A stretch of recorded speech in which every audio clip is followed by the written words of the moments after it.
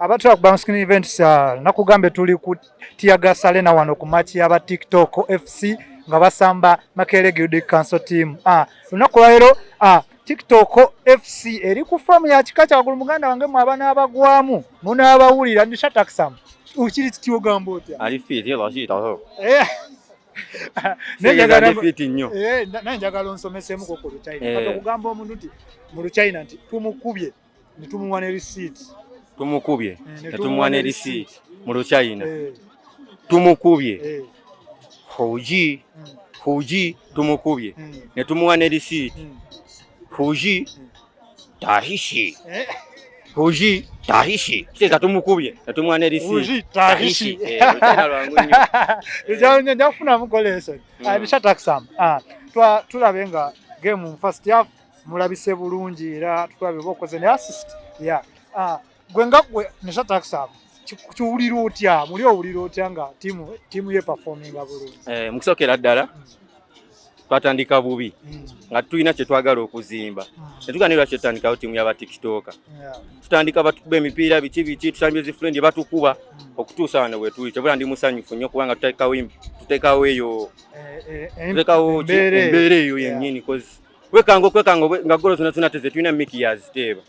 nange tukola system Miki ateebera ddala nnyo golo Miki mulaba ekyota kikwasaganya bulungi era n'ekikomo tukimuwa nga tugamba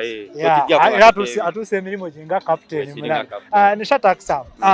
kigereerwa ki mwenga ba TikToker kye muleeseewo okubanga mujja mutondawo game zino ez'enjawulo nga musamba abantu kigereerwa ki ekiri mu game zino mu kusookera ddala abaana abasinga sinti buli omu kale baagala okumula babeera babeereeyo nga babalaba ku TikTok ekisooka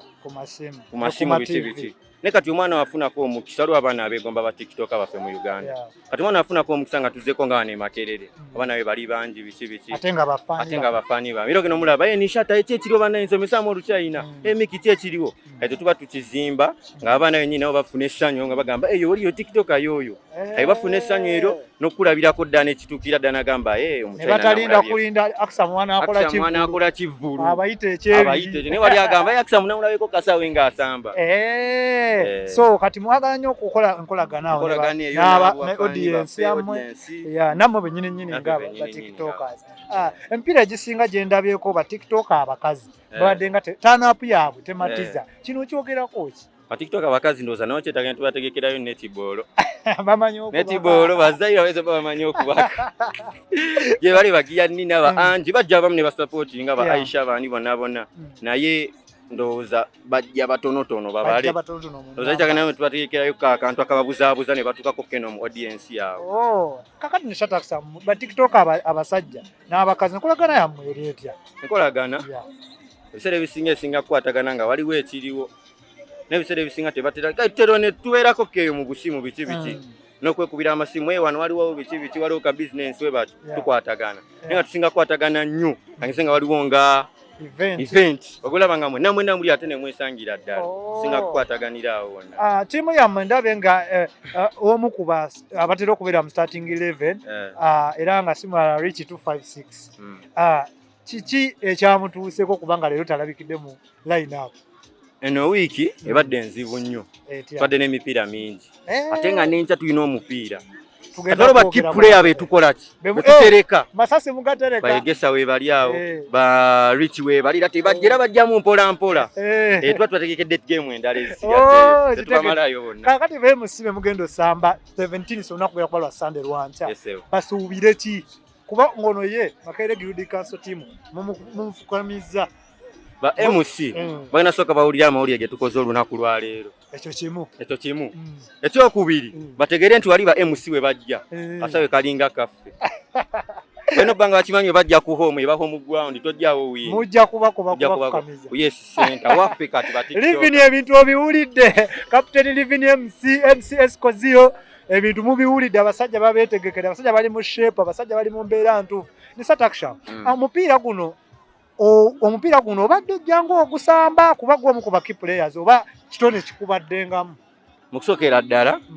nze nkuze nsamba omupiira kuva mu academy era ne ngusomerako academy yakotse Lumagawe Machindye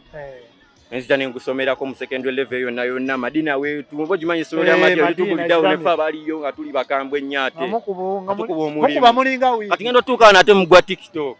ate nga nyanguyiza bwanguyiza nensanga ba MC nensanga ba Twitter ate nyongeraho bongezi akasemba dishata aba tips ompira guligo baba kubyo gwa day one name bagamba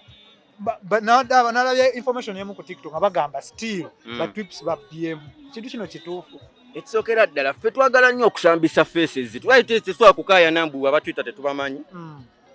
era basinga bapostinga ebintu bumemo biki ne tetubamanyi face